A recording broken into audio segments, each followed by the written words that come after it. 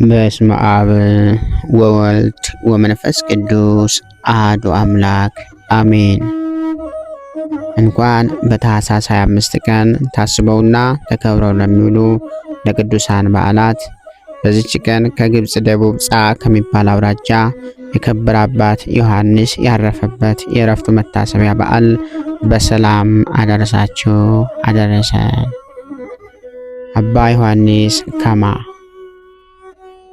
የዚህ ቅዱስ ወላጆች እግዚአብሔርን የሚፈሩ ምእመናን ከእርሱም በቀር ልጅ የላቸውም ነበር። በዚህም ዓለም በሰርጉ ደስ ይላቸው ዘንድ ወደው ለአዋ ደም ግባቷ ያማረ ድንግል ብላቴና ያለ ፈቃዱ አጋቡት። ወደ ጫጉላ ቤትም በሌሊት ገብቶ ዘወትር እንደሚጸልይ ቆሞ ወደዛች ብላቴናም ቀረብ ብሎ ይህ ዓለም ፍላጎቱ ኃላፊ እንደሆነ አንቺም ታውቂያለሽ። ሥጋችንን በንጽህና ለመጠበቅ እርስ በርሳችን እንስማማ ዘንድ ትፈቅጃለሽን? አላት። እርሷም ወላጆች ያስገድደው ላንተ አጋብኝ እንጂ ሥጋዊ ፍትወትን እንዳላሰብኳት ሕያው እግዚአብሔር ምስክሬ ነው አለች። አሁንም እነሆ እግዚአብሔር ልመናዬን ፈጸመልኝ ብላ መለሰችለት። ከዚህም በኋላ ድንግልናቸውን ንጽህናቸውን ይጠብቁ ዘንድ ሁለቱም ተስማምተው በአንድነት አንድ አልጋ ላይ የተኙ ብዙ ዘመናት ኖሩ።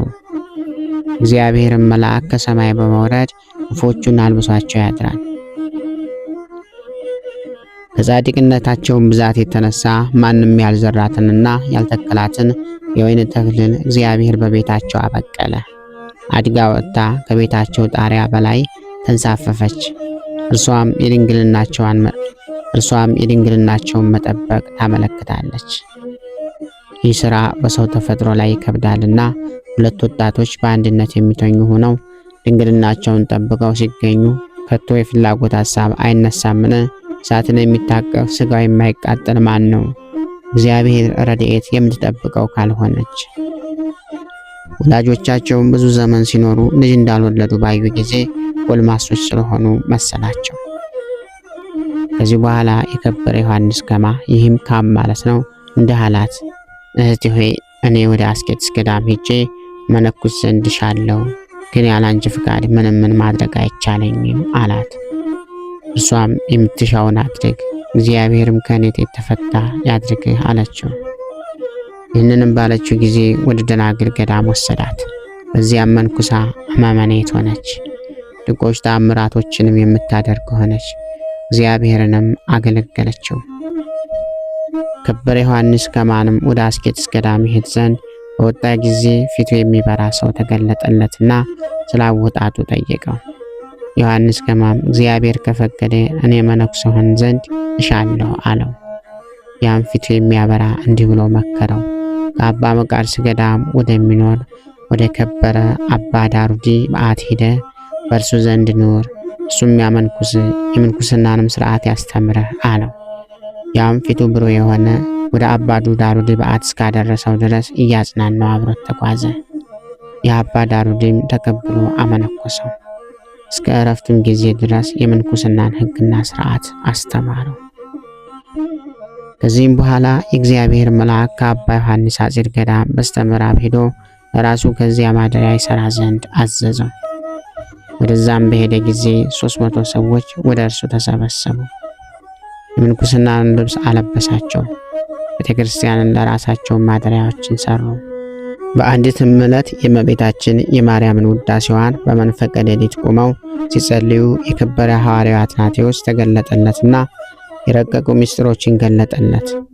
ከዚህችም ዕለት ወዲህ በሰለስቱ ደቂቅ ጸሎት ፍጻሜ የቅዱስ አትናቴዎስን ስም የሚጠሩ ሆኑ። ከዚህም በኋላ በአንዲት ዕለት እመቤታችን ከበረች ቅድስት ድንግል ማርያም ተገልጣለት እቺ ቦታ ለዘላለሙ የኔ ማደሪያ ናት።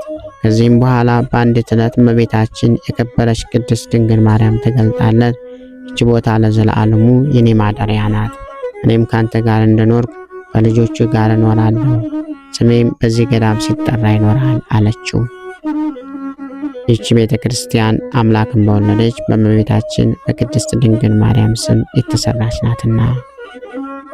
በላይኛው ግብፅ ገዳማት አሉ። በውስጣቸውም የሚኖሩ መነኩሳት ወደ እርሳቸው መጥቶ የእርሱን ሥርዓት ማኅበርና ሕግ አስተምራቸው ዘንድ እየለመኑት ወደ እርሱ መልእክትን ላኩ። እርሱም ከደቀ መዛሙርቱ አንዱን ስሙ ሲኖዳ የሚባለውን ጠርቶ እኔ እስከምመለስ ለመነኩሳቱ ቆምላቸው አለው። እሱም አባ ዮሐንስ ከላይኛው ግብፅ እስከሚመለስ በእግሮቹ ቆመ፣ አላንቀላፋም፣ በምድር ላይም አልተኛም። በተመለሰም ጊዜ ቆሞ እግሮቹም አብጠው ተልተው ከእርሳቸው ትል ሲወጣ አገኘው። አባ ዮሐንስም ልጄ ሲኖዳ ሆይ ለምን ይህን አደረግ? እኔ ቆምላቸው ብዬ ያዘዝኩ ስለ እኔ ሆነህ እንድታስተዳድራቸው ስራቸውንም እንድትቆጣጠር እንድታዛቸውም ነበር አለው። እርሱም ከእግሮቹ በታች ሰግዶ አባቴ ሆይ ይቅር በለኝ ከበጎ ሥራ ምንም አልሰራሁምና አለው። ከዚህም በኋላ ከዚህ ከኃላፊው ዓለም ድካም ተለይቶ በዘላለማዊ የተድላ ማደሪያ የሚያርፍበትን ጊዜ ሲቀርብ ጥቂት ታሞ ነፍሱን በእግዚአብሔር እጅ አስረከበ። እግዚአብሔር ምስጋና ይሁን። ያንም በዚህ አባት ጸሎት ይማረን፣ በረከቱም ከኛ ጋር ትኖር ለዘላለሙ አሜን።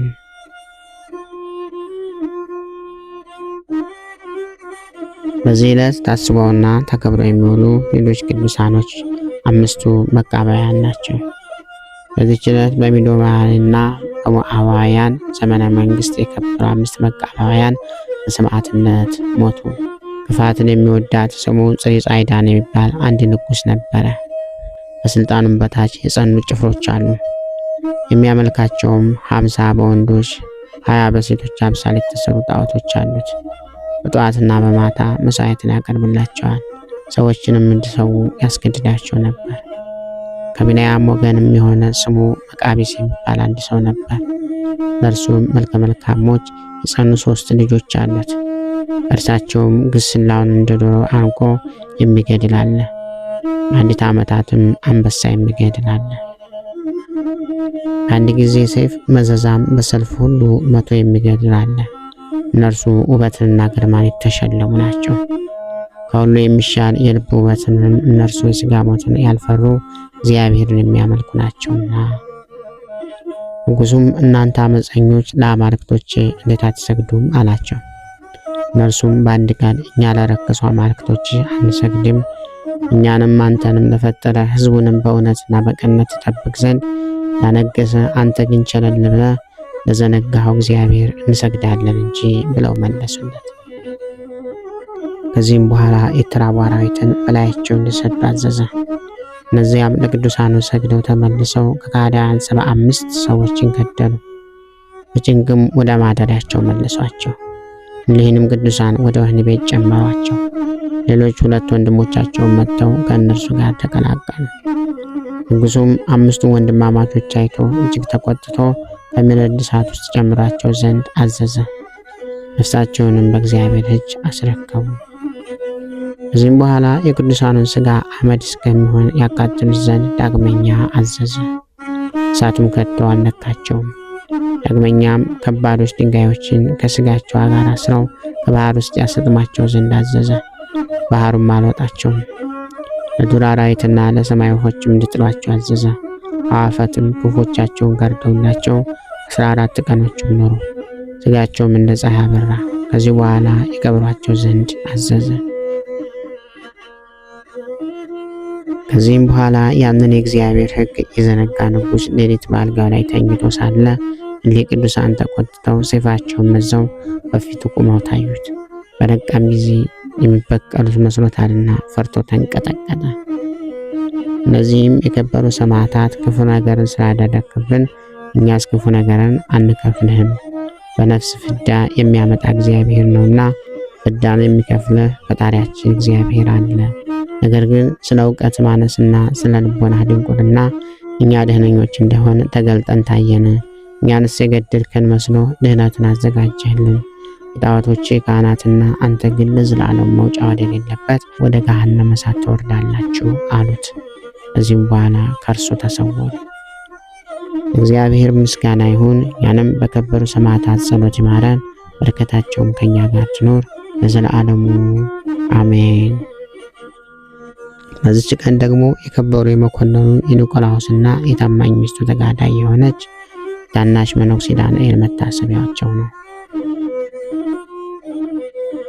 በዚህ ዕለት ታስቦና ተከብሮ የሚውለው ሌላው ቅዱስ አባታችን አቡነ ዮሐንስ ከማ ዘጨጌ ነው። አቡነ ዮሐንስ ከማ ዘጨጌ የተባሉት ጻድቅ አባት ሀገራቸው ሰሜን ጎንደር ነው።